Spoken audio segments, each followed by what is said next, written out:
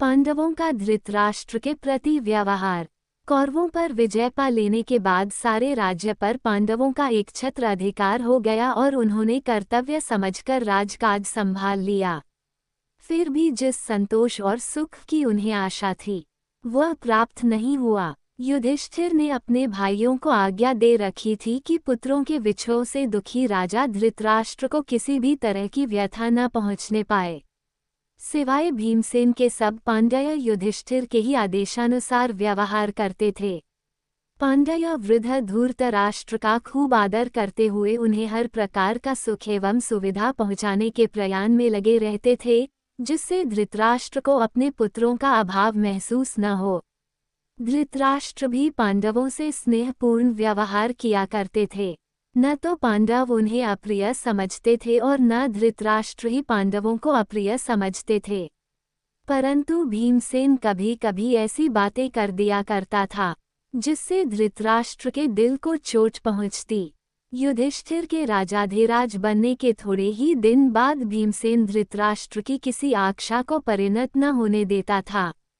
कभी कभी धृतराष्ट्र को सुनाते हुए वह कह भी देता था कि दुर्योधन और उसके साथी अपनी नासमझी के कारण मारे गए हैं। बात ये थी कि दुर्योधन, दुशासन आदि द्वारा किए गए अत्याचारों और अपमानों का दुखद स्मरण भीमसेन के मन में अमिट रूप से अंकित हो चुका था। इस कारण न तो वह अपना पुराना वैर भूल पाता था और न क्रोध को ही चबा पाता था। कभी कभी वह गांधारी तक के आगे उल्टी सीधी बातें कर दिया करता था। भीमसेन की इन तीखी बातों से धृतराष्ट्र के हृदय को बहुत चोट पहुंचती थी।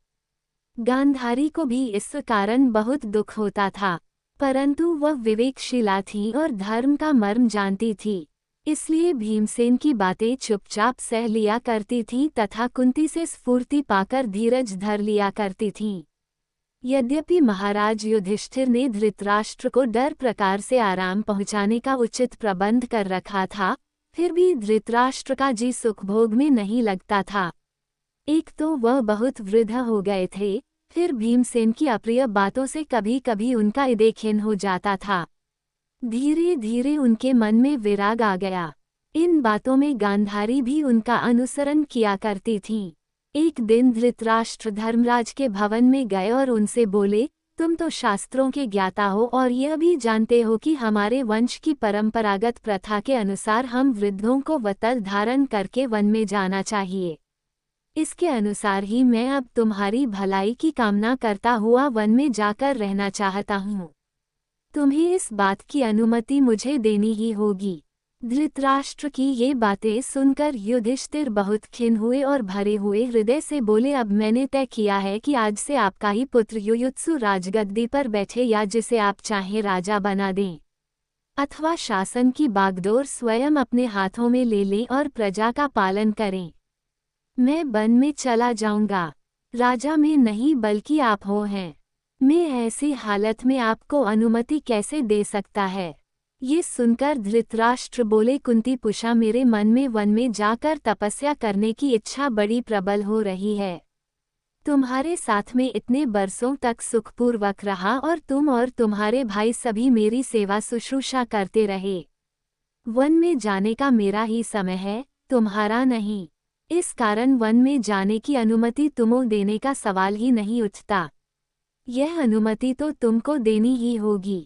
ये सुनकर युधिष्ठिर अंजलिबद्ध होकर कांपते हुए खड़े रहे। वो कुछ बोल न सके। उनसे ये बातें कहने के बाद धृतराष्ट्र आचार्य कृप एवं विदुर से बोले, भैया विदुर और आचार्य, आप लोग महाराज युधिष्ठिर को समझा बुझाकर मुझे वन में जाने की अनुमति दिलाए। और इस तरह से युधिष्ठिर से वन में जाने की अनुमति पाकर वृद्धराज धृतराष्ट्र उठे और गांधारी के कंधे पर हाथ रखकर लाठी टेकते हुए वन के लिए रवाना हुए। माता कुंती भी उनके साथ रवाना हुई।